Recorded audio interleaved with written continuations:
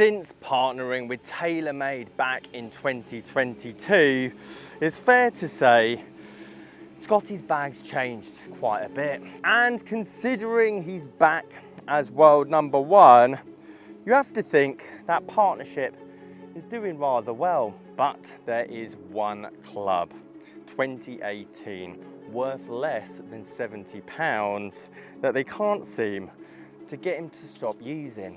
I will never stop being in love with this golf club. Only 2 golfers have been able to get to world number one with less professional starts than the 92 that Scotty had. Jordan Spieth with 77, and of course Tiger Woods with 21. That is absolutely ridiculous.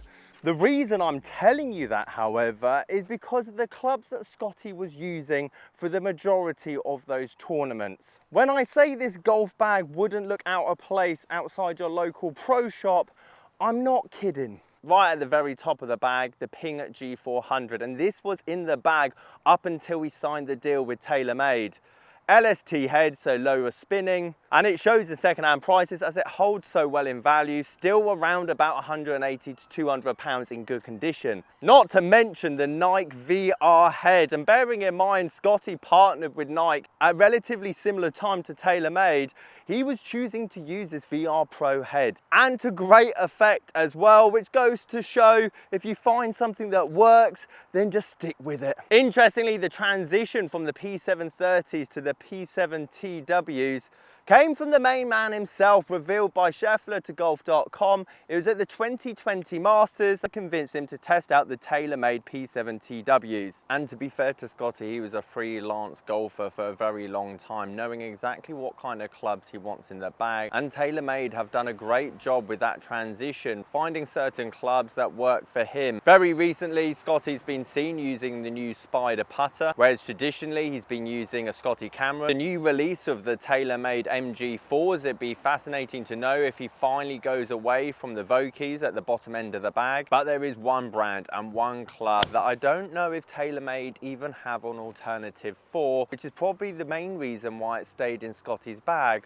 for so long. And probably for completely different reasons, this is one of my all-time favorite clubs to use, mainly to stop myself being in this particular location on a golf course. Even though I am immensely proud to have a logo partnership with Vice Golf on their golf balls going forward, the other half of me is concerned how many people are going to realise how many balls I lose during a round of golf.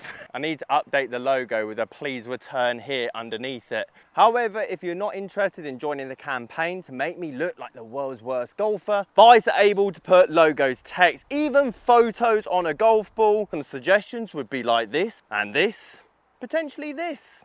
However, they are a sponsor of the channel, so take what I'm about to say with a pinch of salt and somewhat bias. The quality of my logo in the sunshine is somewhat phenomenal. Typically, the world number one golfer isn't necessarily got that many number one stats under their name. However, Scotty's got quite a few. Greens in regulation being one of them at nearly 74%. And then the vast majority of them, apart from putting, is strokes gained. Approach to the green, around the green, anywhere near the green or the fairway essentially. And how well he does in certain situations compared to all the other players in the field. A statistician who advises golfers described Scheffler's dispersion pattern as tight and described how he moves that dispersion to the proper side more often than most. It's not that Scheffler never hits a bad shot or doesn't miss the spot he's aiming at, it's just when he does, it doesn't cost him more than one stroke. Essentially, Scotty Scheffler has unmatched course management, not to mention an incredible technique and confidence, meaning that when he does hit a bad shot, which all golfers will do, the combination of that course management and tight dispersion and ridiculous short game around the greens means that very rarely, even in the toughest spots, he's not going to get away with worse than one shot dropped. Which neatly brings me on to the head type that Taylormade are going to be wanting Scotty to hopefully transition into, moving forward. And to be fair, I've even seen Scotty use a Stealth UDI in a YouTube video 4 months ago with the boys on 4Play, and it was a great video. Not to mention, he used this Stealth 4-iron to great effect. Almost 250 yards off the tee, 250 odd yards into the green on a par 5. 2 outrageous shots, maybe not under the immense pressure that he's normally used to, but a completely different environment with a completely different surrounding. And it really goes to show, no matter what clubs these guys use, they're going to be able to get it to work. Now, interestingly, in that 4Play YouTube video, he actually used one of the boys' Stealth HD irons, which he described forgiving golf club like that. My 3-iron looks somewhat like this, it just has less offset. I actually kind of like this club. It's going in the bag. All kidding aside, I actually like this.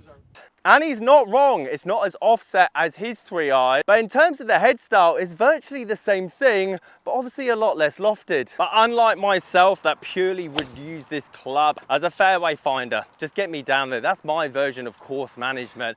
Just put me 230 yards somewhere forward and somewhere on the planet. Whereas Scotty has been noting his 3 and 4-iron that he has in the bag is the same equivalent of a lot of players going to chunkier heads. Yes, he's got blades down at the bottom with the P7TWs, but as he moves up through the bag, the 4-iron and the 3-iron, which are now the same head type, and the only tour player to use these old head types at the moment, essentially is cavity back long iron, opposed to a driving iron altogether. Something I found fascinating through my research, the top 100 players, 27 players use a driving iron. The #1 brand in terms of driving iron with the most players using it is Titleist with 11 players. The next closest is Srixon. And 3rd, 4th and 5th are nowhere to even be seen in this category. But unlike all the other tour pros that are using Srixon heads, they're using the ZX driving iron or the ZX Mark II.